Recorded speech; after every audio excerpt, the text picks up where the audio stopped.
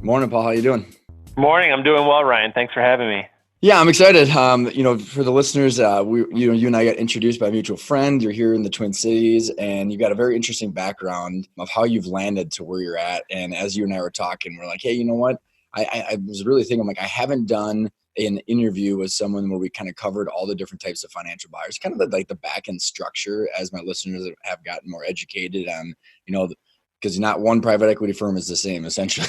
And then you got all the different other types of family offices and search funds, et cetera. And you and I just had such a good conversation about the things that you were running into in the market from, companies that aren't ready and the different things that, the competition. So I'm really excited to have you on the show. But for the listeners that aren't familiar with you or the company you're working for, let's go back and, how in the heck did you get to the point where you are? Because even you and I said on the phone is like, what we were talking about within the first couple of minutes, not a lot of people could probably sit down and like be able to contribute to the conversation because of the complexities of what the world that you're dealing with. So how did you get interested in finance, private equity, money, and where did you all start? Sure. Well, I started my career in banking in Chicago, primarily commercial lending, serving middle market, companies, which has different definitions to different people. But, think of companies that are, say, 10 million to, in my case, 100 million or so in revenue. So that was my early start out of school and had a good career there at a bank in Chicago. And then we were bought out by a much larger money center bank and all left and went to different sort of regional banks and, kind of brought our big bank experience to these other banks. And it was, that was a fun time. It was just sort of on the eve of the recession.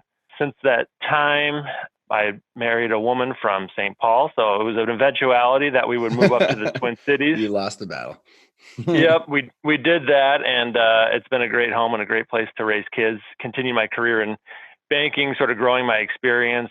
Again, serving middle market clients, hearing their issues, understanding their challenges, but really helping them to sort of grow their companies.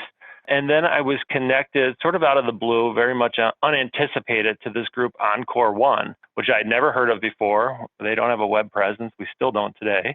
But regardless, it was a really interesting and unique opportunity for a banker with plenty of sort of deal experience in the senior lending spectrum, but never having, been on the buy side or the equity side of a transaction necessarily. And Encore One is part of a family office. And so that's a word that's becoming more and more vogue. And you hear about it. Family offices have sort of all kinds of different stripes, but it's out there. I don't know that business owner community knows about it as much, but certainly the deal community is kind of familiar with the concept. But I had some familiarity a couple of years ago and, recognized it as a unique opportunity. Encore One has actually been around for 20 years. And it was really set up. It was the, brainchild of Jerry Roundhorst. And people in the Twin Cities might be familiar with the Roundhorst family and their business, their sort of primary public business that they own, a 65-year-old construction company called the Opus Group. And really interesting story and somewhat relatable oftentimes to business owners is Jerry was thinking about, his own legacy and transition plan as well. And the idea for him was that, upon his death, most of the ownership of the Opus Group, the construction company, would get transferred to this family trust for the benefit of future generations of Roundhorst family members. But recognizing that, not all family members would have an interest necessarily in managing and running a large national construction company, wanted to sort of ensure the safety and long-term viability of that business and their ownership. And so the idea was to set up Encore One, again, 20 years ago, very progressive, as a sister company to the Opus Group. And Encore One is really just a holding company in which the employees here, we evaluate and make direct investments in middle market operating companies. So that was the through line for me, calling on the same types of businesses that I did in banking, but hopefully solving a different problem, creating a liquidity event, upon the sale and eventual retirement of the business owner. And typically the founder could be second generation or third generation in some cases, providing the liquidity that they need and they've earned over years and years of work, but also gaining something else, creating a legacy for themselves and some comfort knowing that their business is now going to remain independent, run by the management team that really helped grow the business potentially, And because we're owned in this trust structure and a sister company to Opus, we are also, just sort of, it lends credibility to the idea that we're long-term investors because we're owned in this legal corporate structure that really can carry on for generations. As long as there's future generations of Round Horse family members, there's a reason for Encore One to exist, and also to continue to diversify the family wealth away from real estate development and construction, which it turns out is cyclical and risky. Yeah. So I'm I want to unpack all this because I think you kind of gave a great framework, Paul, and we can kind of take those in bite-sized chunks along the way. Because first of all, just a funny comment, because you talk about now you're providing liquidity versus just making sure that you're loading people with debt and getting personal guarantees, right? You're doing literally on the exact opposite side of the table. Right. And sometimes those things are necessary too for growth. But like I said, just solving a different problem, I guess along the spectrum or the continuum of a life cycle of a business and family ownership. Sure. Well, I think what's interesting, and I want to kind of maybe like start with the commercial banking, the stuff you're seeing, and then how it's different when you're looking at a company like this, because when you look at I actually did a panel last night, and growth consumes capital, right? Which is why bankers are in business, which makes sense. But then your combination of debt and equity is different, right? And so I think I'm curious, and like as you're going into this, like how how that combination, and we'll kind of get into the structures of your guys's investments and the trust versus having a traditional private equity, because I think the blend is what ends up making it different. And so I'm curious of sorry, I'm just kind of rambling, but what is it that you saw in some of the big problems that you saw in commercial banking that got you excited about what you were about to do?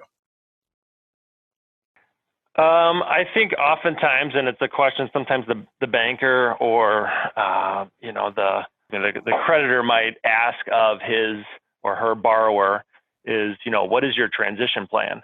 By the way, because the bank's looking over time to get repaid, and sometimes whether it's wanting to exit or retire from a business, or other issues that aren't so great to talk about. What if this key decision maker and owner is gets hit by the proverbial truck or that kind of thing. So oftentimes you'd find there's no transition plan. And so I guess that was a problem I sort of identified, from time to time, not in every situation. And a lot of times, families and business owners had really great transition plans in mind, and were transitioning ownership through, different structures potentially. So, but more often than not, particularly in the lower middle market, what we're talking about here and what the types of businesses Encore One is targeting, is often a problem. So again, having that experience, recognizing that it is a problem out there, and there's lots of statistics to kind of back it up, as far as, the number of companies that have in fact identified and written down and executed or developed a transition plan, don't necessarily exist. So sort of being on the other side of that issue, and maybe being able to create, a solution, or, at least one option, one alternative for, different types of transition plans is what I'm doing now in the role as being part of a family office. I love it. So, okay, let's, so what I think we could do is let's cover the different types of financial buyers, because we'll build up to the point of like how family offices and your structures are different than the other ones. And because we got search funds, we got private equity firms, we have family offices, and each one of those categories can be vastly different from each other alone. So maybe why don't you give your definition of, what you see in the kind of the different buckets on what your definition of each of those would be. Sure. First of all, I think in any of those examples, most people would tell you, if you've met one private equity firm, or, one group of independent investors, or one family office, you've met one private equity group, group of independent investors or family office. I mean, they're all really set up, differently. Generally, sort of broadly speaking, there are sort of what they call now long dated or more long-term oriented equity groups out there. They're recognizing that is an attractive, potential outcome for some business owners, that they're not going to go through the usual, growth spurt supported by the private equity group, but then, an ultimate exit of that business, potentially in 3, 5, 7 years, that type of thing. So they're, not quite as long-term oriented. The group of independent investors is really interesting as well, just because, they're very flexible. They don't necessarily usually have a fund structure to sort of answer to. You might have a couple of individuals with different industry experience that they can bring to bear at the business. That's potentially attractive. I guess, as the name implies, they're sort of independent. But I think they're successful. They exist for a reason. So do private equity groups. I think, the challenge sometimes with a group of independent investors, if you're trying to sell your business, for example, to them, is that you also have a group of independent agendas, as well. And it's sometimes unclear, where the money's coming from, who's got the availability, the liquidity, the interest in the business, might have, and then those people, they're individuals, might have different needs for liquidity or would like their capital returned to them in some time frame. It might not be 5 or 7 years. It could be longer. It could be shorter. So, there's not a real hard and fast rule per se as far as when they, or, target date when they need to return their capital. It's all haphazardly, right? But it could surprise you at any time. Right. Because you have a bunch of just in the independent investors, you just have a bunch of randomly wealthy people that come together and form some sort of operating agreement or entity or something like that to then purchase a business or two. Yeah. And so, there's some challenges and limitations, but like I said as well, some benefits potentially that could be a good fit in the right situations. And then there's, family offices, which similarly, I think would, market and pitch themselves as not having the typical fund dynamics, to answer to. They don't have investors or LPs that, are requiring their money back or their investment or principal, that sort of thing. So that's attractive. It's usually a single source of, capital, whether it's a mix of equity and sometimes mezzanine financing, but not always. There's oftentimes separate, depending on the wherewithal of the family and the type of deal necessarily that they're targeting, they might be more interested in sort of like the independent group, chipping in a portion of the enterprise value of that business. They might prefer to be a minority investor because they don't have the capacity or the depth of management to take a real active role in at the board level supporting and growing a business. They might have some expectation that, by, sharing an investment, that they get to divvy up due diligence costs, et cetera.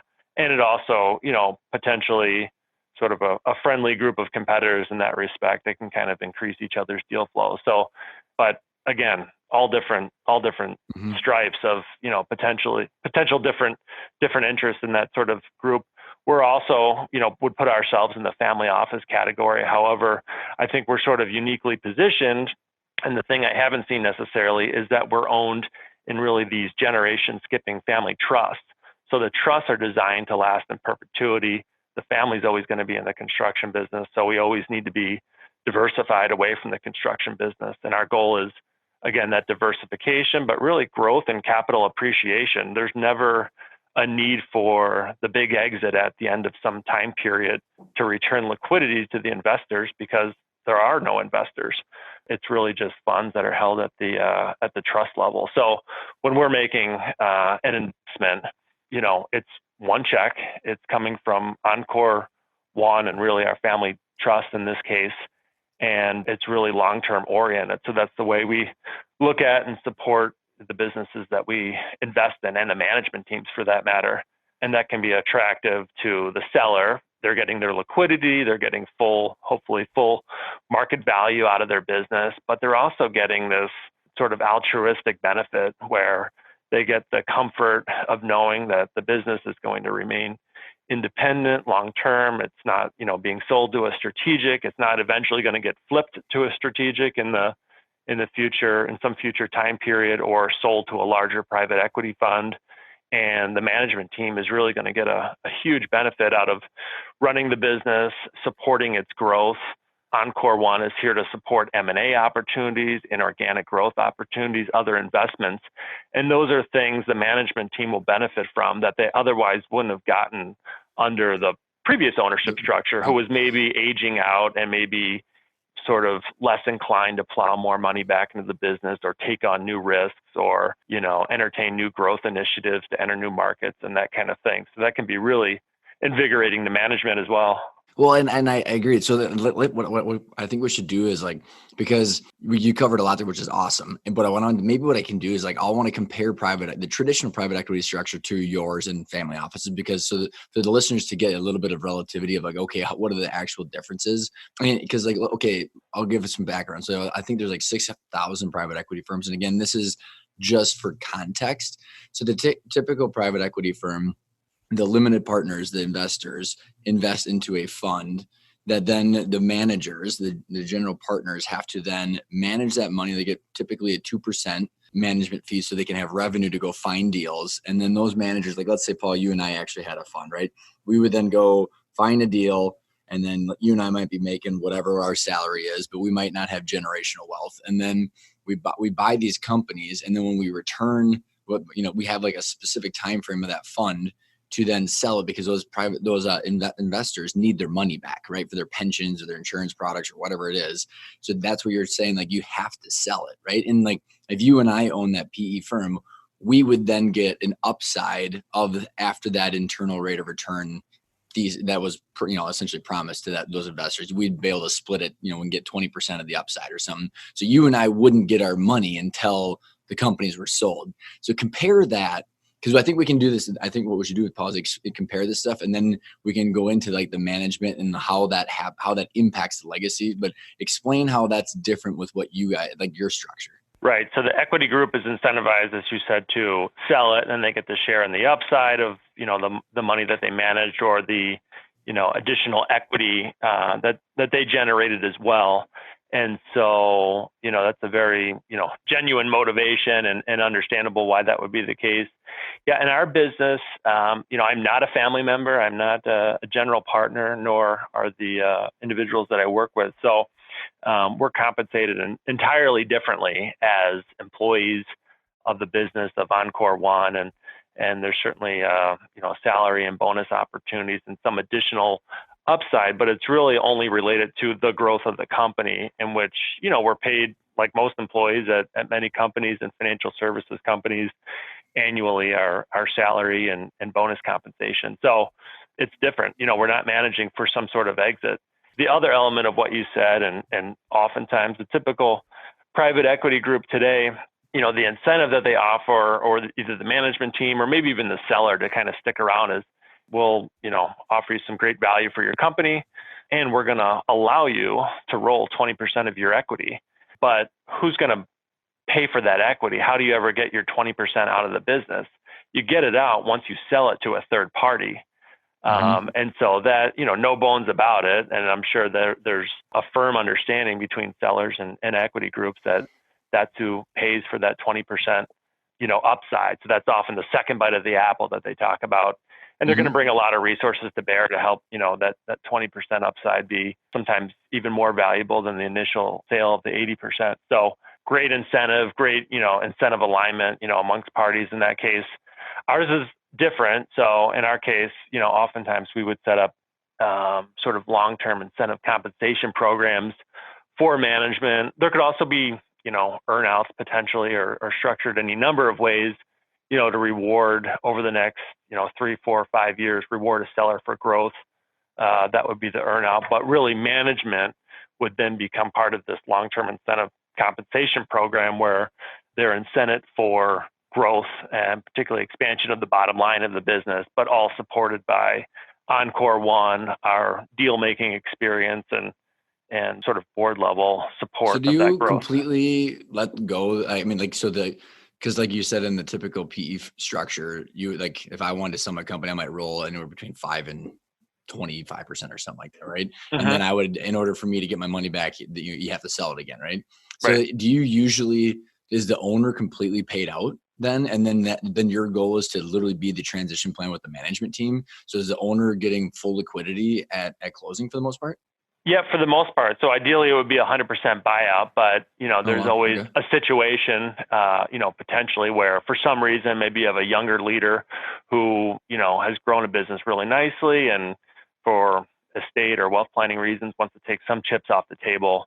And I could see in that type of scenario where they still really had the passion to lead and grow the business, that, perhaps they would roll some percentage, but, Usually not. So in our case, it would be 100% buyout. The challenge is having a co-investor, even whether it be another family office or something like that. But even the seller in this example is, we buy out a majority stake in your business, and then we, endeavor to work together to really grow this company over the next, several years.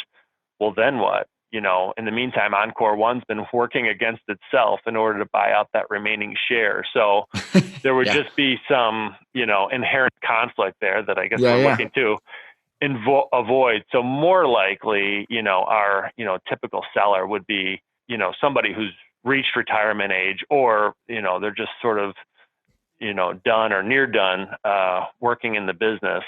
And, they'd like to remove themselves altogether or put themselves in, a more strategic board level position. We've done that as well, put sellers on the board of the company they just sold, which, if that's a desire, that can be a really great outcome. But they've got a management team there that's going to grow the business. So I wouldn't call our deals, there's not less proceeds or anything like that to be had. Usually the dynamics of the mature sort of business services companies that we're looking at, don't necessarily warrant a need. They're perfect. They're good candidates for the 100% buyout scenario.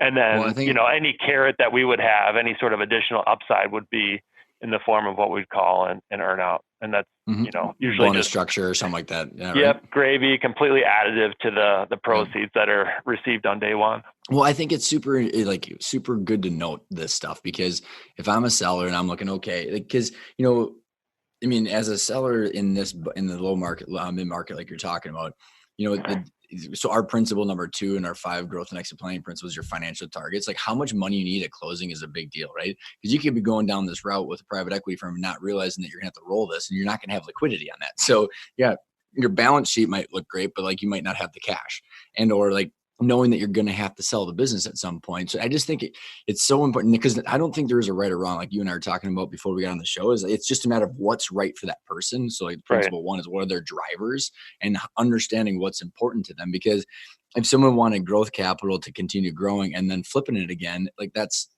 totally different than what you're talking about, because you're talking about asset appreciation. So like the actual value of the company continually going up for cash flow. So, and maybe in those two, maybe we can kind of compare and contrast those two structures again, Paul. Like when you talk about a private equity firm, their main goal is the internal rate of return, or the hurdle rate for the investors, right? They have to return a profit for the investors at a specific time.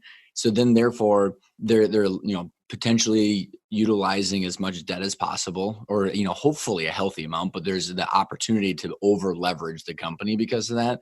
And then how they are actually investing in the company. So there's a lot of people when they sell to a PE firm, like, okay, well, now I want to buy all this stuff, right? But then they didn't have this whole conversation about budgetary processes and what the strategic plan is. And then the third part of that is the ongoing management involvement. So compare that to what your situation is like. Okay, how do you say the Opus Group, because again, with Encore One, you're just a percentage of a big, huge portfolio, right? So there's that's what you are. So then how do you handle like the ongoing availability of, investments inside of that specific asset or that company?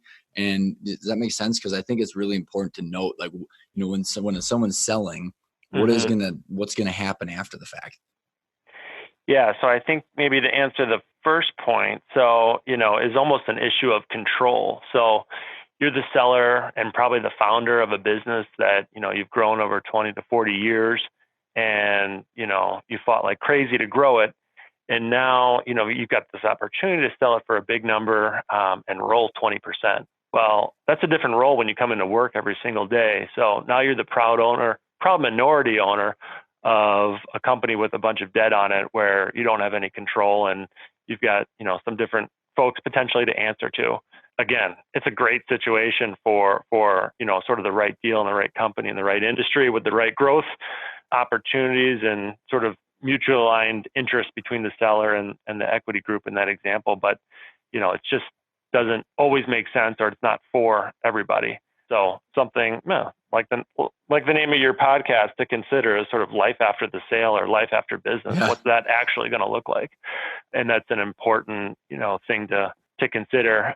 I guess alternatively, Encore One, our interest touched on it a little bit, but is in what we would, we say broadly manufacturing, distribution, business services companies, but really those sort of asset light, good free cash flowing business services companies delivering a essential service on site to a customer are particularly attractive to us. And in these types of businesses, because there is good free cash flow, the avenue to growth usually isn't buying a bunch of new CapEx, for example. It's going to be through, consolidation, buying the slightly smaller competitor in the, adjacent territory, for example. So if, we're buying a platform business that's say, $5 million in EBITDA and 25 or $30 million in revenue with just accounts receivable, and that's what they need in order to grow, likely that company's going to have good free cash flow. And if they want to buy the $500,000 EBITDA company next door, so to speak, or in another territory, they're going to be able to do that pretty easily through their own cash flow. However, if there was some larger transformative transaction where, we needed to pay an equally high multiple for another company that was also, 5 million in EBITDA, so sort of combining two businesses of the similar size, where there would need to be equity support, that would certainly come from Encore One, and is kind of part of our, I think, the expectation that, Encore One and the family trust would support those kind of growth opportunities as well, if again they made a lot of business sense. So I think does that answer your question about how support the businesses? It does, because I just think it's like, just understanding what is the ability to even like, like from budgeting, like how do we buy new stuff? How do we continue to grow? Right. I mean, I just think, like you said, like with that many private equity firms and that many family offices, like you're just going to have to figure out how everybody's processes work. And then, maybe kind of shed some light on how the management structure works. Cause like, I think in the PE world, you probably have similar to your world, but like you have from micromanaging, and we're going to be talking every day, doing board meetings. And like, we've got people and systems and processes that we want to put onto your situation versus the complete opposite. And, because in the PE, there's time sensitivity in the PE world, right? So they're trying to get that rate of return versus, how do your decisions made and how is the integration and balance with management? Yep. So kind of talking to the kind of future professionalization of the business a little bit, I guess broadly speaking, I would say, our style is more supportive, which could be a euphemism for hands off. I don't know. But, we're not a private equity fund. So, the typical private equity fund would have a team of, if not resources, real operating partners on hand. So, folks that are industry experts in, a particular business segment that can come in and really help, grow and professionalize a business. And, there's always gaps in, again, your typical middle market company in order to sort of professionalize it and set it up for future scalability and growth. But I guess the companies that we're investing in, Encore One, they're not necessarily broken day one. They don't need to be fixed in order to grow. They're in, attractive industries that are, as I said, these essential business services. They're usually companies where the service can't be offshored, for example. It's not going to be easily, disintermediated or upended by technology. But they're not growing at 20% either. So they're not, right.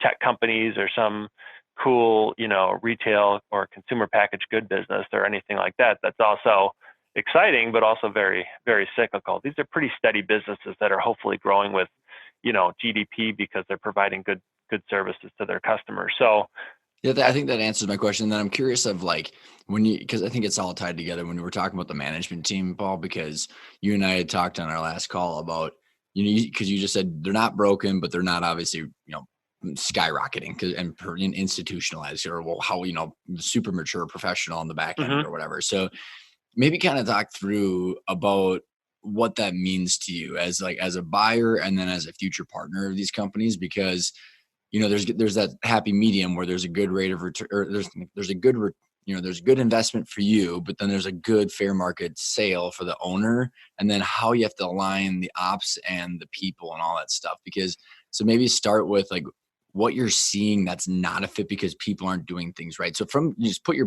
obviously you always have it on, but the buyer's hat on, and like, Yep. what are you seeing with these companies where you're just like, there's no way we touch that with a 10-foot pole because of all these reasons? Yeah, so you're right. There is a happy medium. So maybe to back up and complete my earlier thought. So while we're not there to run the business day to day for them and really fix it, as I was giving in the private equity example, we do want them to professionalize themselves a little bit. So oftentimes they don't have audits. We're going to start getting financial audits from, a good sized accounting firm. We're going to make sure they have the right legal support. They've got the right benefits and insurance programs in place.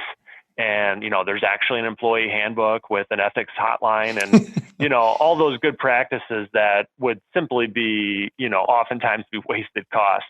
Usually there's a good sales team, maybe operations team, but there might not be a super strong accounting and finance, department. So, it's not all day one lard on a bunch of costs onto these businesses, but where there are gaps and, not all those things are often gaps, but it's usually some combination. Can I ask We you a try to question on that? fill in those gaps. Yep. So you worded it very like it was because as you were talking about that, I was like, okay, and you said wasted costs, and it was so funny. Is like I was actually going to ask you is like, and how when you're talking about this professionalization of this stuff, which I know you're going to continue into, do you see it because the owner doesn't understand necessarily the difference between their annual income and distribution check and the value of the company? Because the employee handbook audits, an audit could be 20 to 40 grand, right? And they're just going, I don't need to do that shit. You know what I mean? Like, so is it because they're looking at the annual cash flow game instead of the value creation? And then like, I'm just curious because I think you're right, because it's not wasted costs, obviously, because it brings value to it, but it's perceived wasted cost by the people you're talking about. Yep. No, I think there's some of that.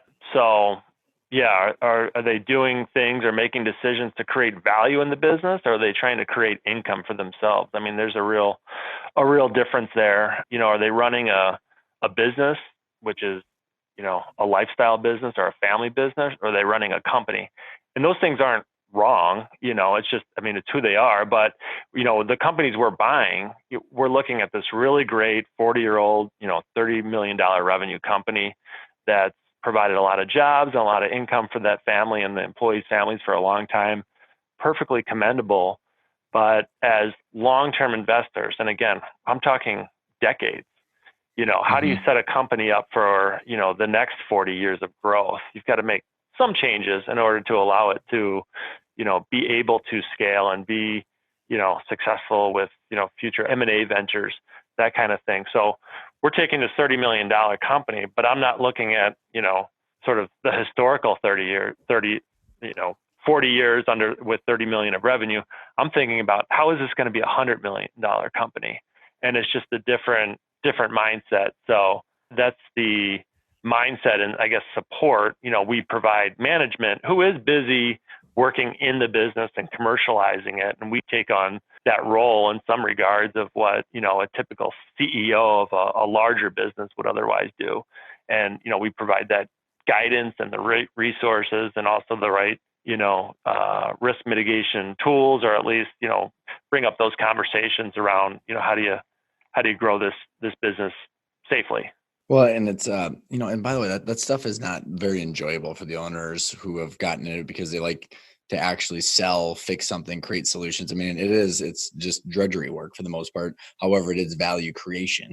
So, kind of going and sorry, I don't want to interrupt you, but when you're looking at these companies, so what are people, so obviously that's a pretty solid happy medium, right? Where you can put some basic processes and procedures. You guys have resources from tax and audit and legal and all that, HR, IT, all the basic back end stuff. What are things that you will like run away from and why? So like when you think about the owners that are playing maybe the income game and, how like, or just other things that you might have come across where you have this massive gap from what the owner thinks it's worth versus what it actually is because of these reasons that you're seeing. Yeah, some of the reasons I think that have popped up over the years, but are certainly prevalent today as well. is, there's great sort of philosophical alignment between Encore One and this potential seller of a business. And, we get to talking and you learn more about the company and you learn, they've grown so nicely recently. The economy's been good, but turns out, it's been on the back of two customers and now they have, a growing business with actually increasing risk because they've got some, customer concentration, for example, or the business has grown nicely recently and, the owner is now burned out. They just they can't work any harder. And it's, the challenge is, they hadn't set up the management team or the front office to kind of scale with that kind of, velocity and growth and, number of new transactions. There's lots of, new revenue coming in, but they're kind of doing it with the same, group of people and maybe poor, processes and procedures in place that don't really allow for that. So they're growing, but instead of working 40 or 50 hours a week, they're working 70 or 80 and they're just tired. So they want to sell it for, max value off of that high peak. And they want to walk out the door and there's nobody else to run the company. So that's, yeah. That's kind of why not? That sounds like a good deal, right? a challenge. Not that there's not a deal there to be had, but there's just going to be a real disconnect in what the price might be for that. And so, sort of depending on their mindset, sometimes you can address those issues, or kind of cordon off or square the risks away, and sometimes you can't, which is okay too. There's buyers for those deals. They're called strategic buyers, and they'll pay up and move quickly for it. But, if something else you care about besides value is, the people, the legacy, et cetera, the name, the standing in the community, that might also be the other price for that high value of a company that hasn't been really set up, professionalized or set up for growth necessarily. So elaborate on that, Paul, would you? Because I talk a lot about that, but I think you just hit on it. So the difference between strategic and financial, which you would be considered a financial buyer, and then why there was a deal to be had there with a strategic. So what's your different definition of a strategic, and maybe elaborate on why the like we call them the drivers, the first principle, the legacy and stuff like that might be sacrificed. So because what I'm alluding to is sometimes you can hit your price, but you sacrifice other things and you don't realize until after the fact. So maybe explain your definition of strategic, why there's a deal to be had, and what might be sacrificed in that situation. Yeah, so the strategic is just, generally the bigger player in the industry. Either they've got a similar business model, similar customers, or maybe they're selling a similar product and service in an adjacent market, something like that, but they're just far bigger. You've got something they want, and there's some risk in the business, but, they're a large company who's already, commercialized whatever product and service it is, and they are willing to live with the risks that some of the things I described, that I presented, whether it's kind of a lack of management, they don't necessarily care about that because they're going to bring in their own management team, as well as, procedures, for example, that will allow those managers to manage, this additional incremental amount of, revenue and customer relationships without adding any additional expense, and more than likely than not taking away some expense that they're acquiring. Mm-hmm. So that also allows them to pay up. That's accretive to their bottom line, and they're able to pass some of that savings onto the seller in the form of additional proceeds in the sale. Whether it's regulatory or otherwise, there's sometimes inherent risks in certain businesses and certain industries that they're already familiar with, and they're just willing to live with and look past, and they're not discounting the enterprise value of that business for those risks. Because the combination of the businesses is going to, eliminate it, particularly like a customer concentration issue, for example. Right. They're still getting their multiple that you would have paid, but they're doing it in ways that you can't do or don't want to do. Right. So when you think about a financial buyer like yourself, or honestly ESOP or private equity, no matter what, the management team is so crucial. And I think about the challenges that a lot of the root problems of these challenges come back from the owners playing income games, trying to get to that income. They're solving for the wrong problem. I'm solving for income versus solving for value.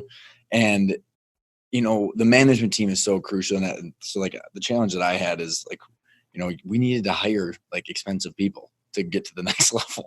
And it comes straight out of your pocket when you got, three to 500 and some $1,000 people sitting on your bench. So maybe give your example of what you look at for in a management team and why it's so worth it for the owners to go through that hard work to find those people.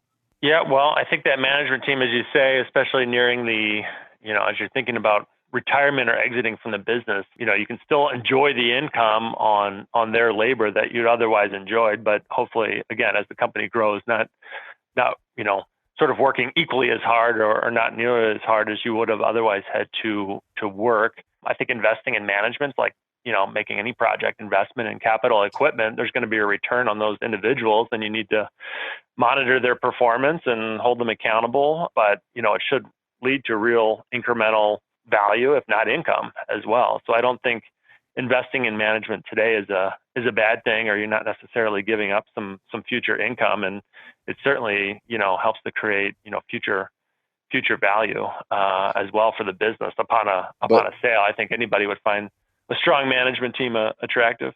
But so no, and I agree. Maybe I'll go one layer deep. So like, let's say I'm an owner that's on my way out, and because I think what ends up happening, say, okay, I want to be out in 2 years. Hopefully, it's a little bit longer than that. But, a strategic buyer might not care about the management team as much because there might be redundancies.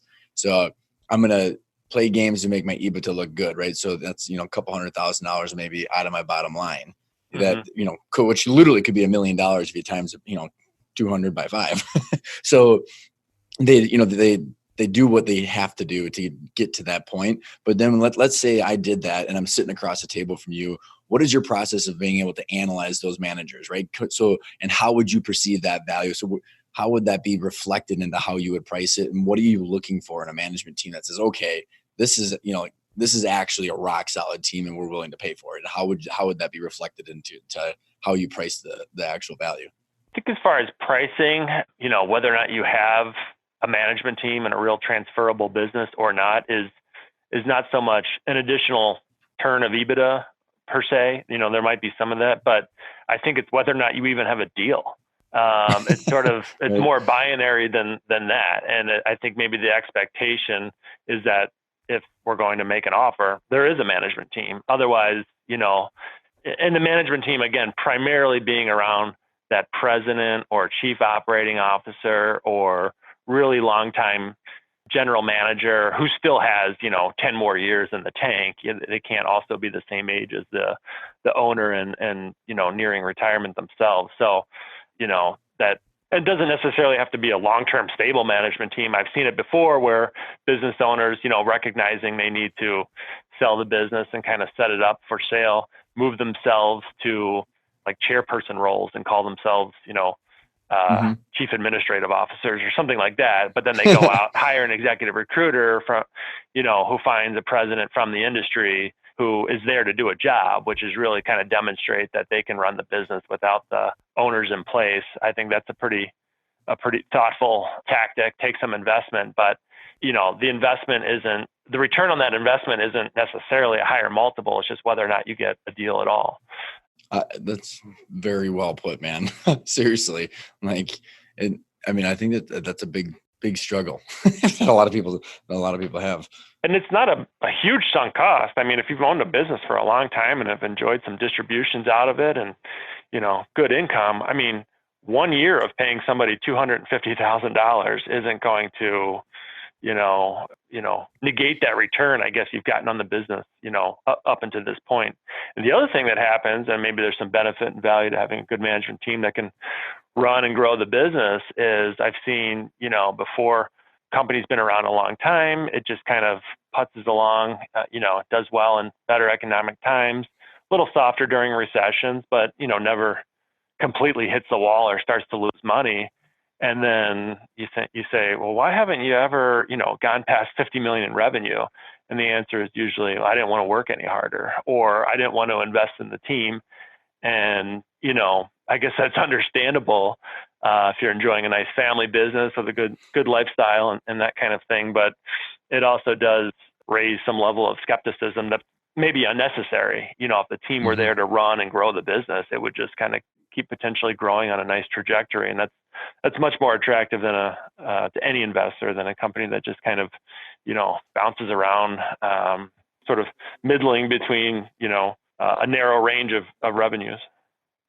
That's awesome. Yeah, I couldn't agree more. And like you said, it if you don't want to work that hard, then hire people to do it for you. Yeah, that's a win-win.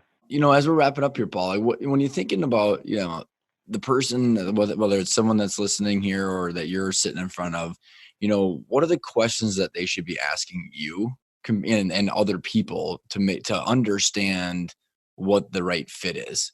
So if there was someone that was looking at you versus private equity, or not, like what should they be asking you to make sure that all the stars align? I think sort of, if they care, I guess, questions about, what's the seller's legacy going to be, upon the sale of this business. Maybe a better way to say it, and maybe more credible, is to look at the history of the other businesses that they have in their portfolio. How long have they held them? How much have they grown? Talk to the management teams of those other portfolio companies in this case, and just ask them what their experience has been with their buyer. That can say a lot. Sometimes there's not all home runs in a portfolio, and sometimes life after the sale was different than what was expected. I mean, to be able to have a real open, transparent conversation, that would be really valuable, I would think, to kind of think about, in addition to funds and proceeds, and really great valuations, which we're all experiencing today, what was life like for you, or what's life like been for the other business owners in your portfolio, and the management teams as well. Some of the businesses we've owned now for 17 years and 12 and 13 years respectively, with no intention of selling them, and they've already grown 3 and 4 times in a couple of cases. And that's pretty powerful, with some of the same leadership at the top of the house, who is now enjoying a really incredible and unique sort of wealth creation opportunity for themselves that they otherwise wouldn't have gotten with either the old ownership, who had to sell and retire, or with other types of buyers. And I think that potentially can be pretty eye-opening to kind of understand that as well. Just on that note, like, so what are some of the structures that you guys do for the managers? Is it like phantom stock, or is it just, comp on profit or value creation? How do you guys actually tie that together? Yeah, not to give away all the secret sauce, but it's probably not that unique either. But it's, comp and bonus structure, as well as, potentially a percentage of the bottom line. So I don't know if I'd call it phantom stock, but more just a deferred compensation program as awesome. Well, which is pretty unique in that, again, to me, some stock programs rely on the future sale of the business in order to kind of fund that liquidity, which is also, risky, and timing can become an issue. And, people have their own needs, managers have their own needs for liquidity, personal, issues, health issues come up, that kind of thing, versus, the chance to take some chips off the table every year as you're employed, as the company's growing. There's a risk return issue there as well to kind of consider. And sometimes it's nice to have the funds in your pocketbook. And it makes sense because, again, Encore One isn't ever intending to sell the business or manage the company for some sort of big exit. That's awesome. I totally agree. I mean, I've talked to people where I've got phantom stock, and there's no, sight in the future of when there's nothing more risky you can invest in than the private stock of some small company. In the grand scheme of things, I don't think any financial planner would advise you to put a lot of chips in that business. But we all know the home run stories, and the reason there's home run stories is because it's really risky. And so there, if for every home run there, it can't be a home run 100% of the time. So just something to consider as, one is nearing the age of retirement potentially, or just, has a extended tenure with a particular company. So before we get into the final wrap up of getting your contact information and everything, I've got one last question for you. Is like, what are you seeing in the marketplace? Like, because you're out there scouring through deals and stuff like that. I mean, I'm just curious for myself and the listeners, are you seeing the economy kind of, get choppy? Are you seeing people actually getting older and wanting out, more deal flow? I'm just curious, and kind of just your overall temperature of what's out there. Yeah, no, there's plenty of deal flow and opportunities. We look at them every single day, but, it's hard to check 10 or 12 boxes. And, oftentimes, you might have a willing seller or a willing buyer, but, whatever the deal or the opportunity is, it's just not right for the other party. So I think most, financial buyers would tell you they look at hundreds of deals and, hope to close a couple every year. And, Encore One's probably even more selective where, we're looking at the same couple hundred deals a year, but, we're looking to close one every year or two. So they're very select, privately negotiated, bespoke opportunities where, the parties are really, mutually aligned and there's a high degree of trust and we're sort of venturing together, endeavoring together to, make a transaction happen.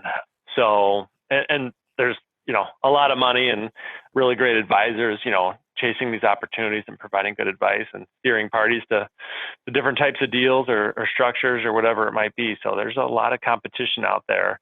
But no doubt there's a lot of, baby boomers who are looking to sell their business and recognize there's a lot of capital on the sideline and valuations are high and there's plenty of available debt. So it's certainly a good time to be exploring these things. And I would say anytime's a good time to be exploring these things because it always, is meaningful to be sort of prepared for these decisions when they come up.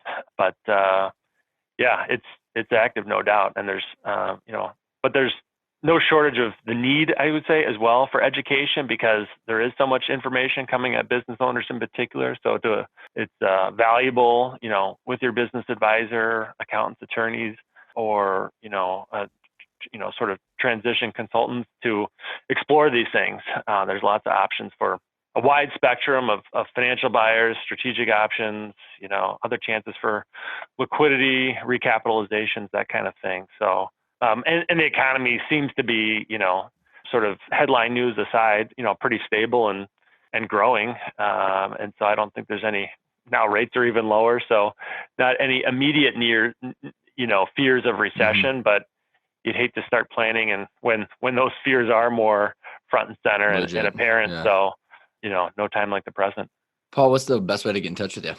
Yeah, I can be reached at my email address, which is paul.moffatt, MOFFATT, at Encore One, ENCOREONE.com. Otherwise, my phone number is 952-656-4539, and I can be found on LinkedIn as well. Paul, it's been a blast having you on the show, man. Hey, I appreciate it, Ryan. This was a lot of fun, and look forward to talking soon.